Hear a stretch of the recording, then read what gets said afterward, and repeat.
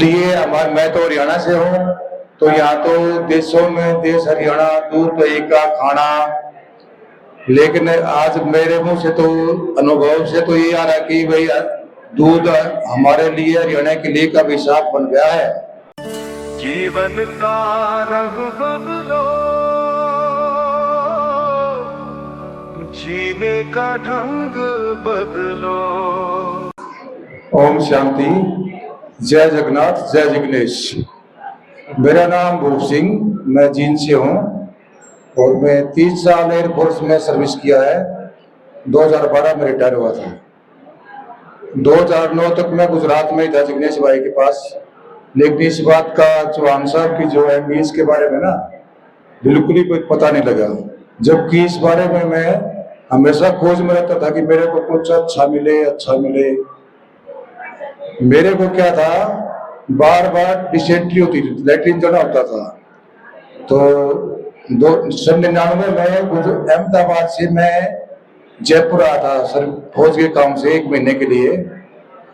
वहां पर मेरठ के महात्मा जी का प्राकृतिक चिकित्सा का एक बुक मिला था।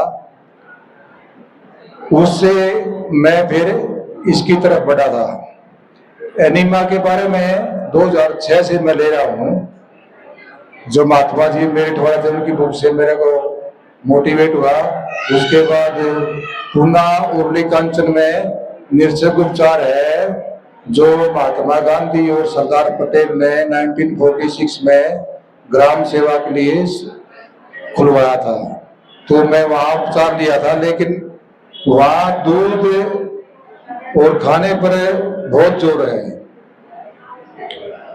2006 से एनिमल लेने के बाद, लेकिन खाना वही गेहूं आटा खूब खा रहे हैं तो उसका कोई सही लाभ नहीं मिला। फिर मेरे को क्या था, बचपन में दोनों पांव के अंगूठों के नाखून निकले हुए थे और कहीं अभी तक उस टाइम की चोट के अभी तक जख्म था। उससे पस बहना शुरू हो गया। डॉक्टर के पास गया, मैं उस टाइम चेन्नई में था। तो डॉक्टर साहब ने हमारे बोला कि आपको 1 साल दवाई खानी पड़ेगी। उसने पूरा एक बंडल टाइप गोली दे दी।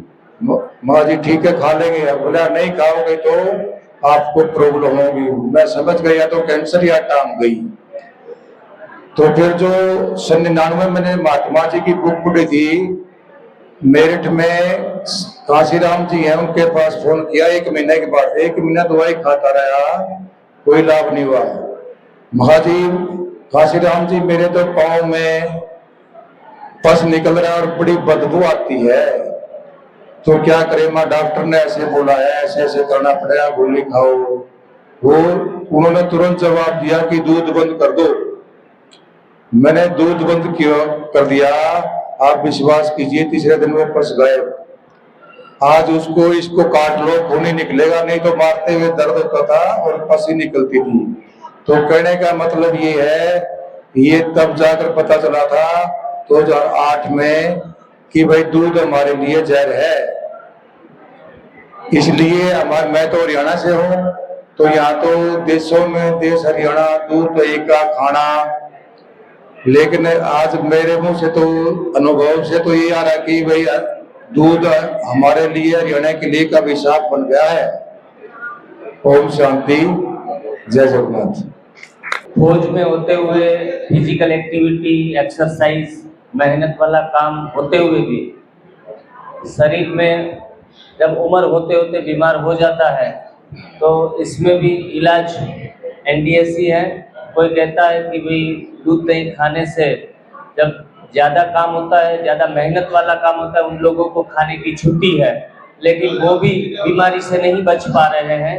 पहलवान भी पहलवानी करे लेकिन दूध दही खाता रहे, तो लगभग हम सभी प्राकृतिक चिकित्सा केंद्रों में देखते हैं कि पहलवान भी चिकित्सा ले रहे हैं। मतलब ये रोगों की गंगोत्री है, उनसे अवश्य बचें।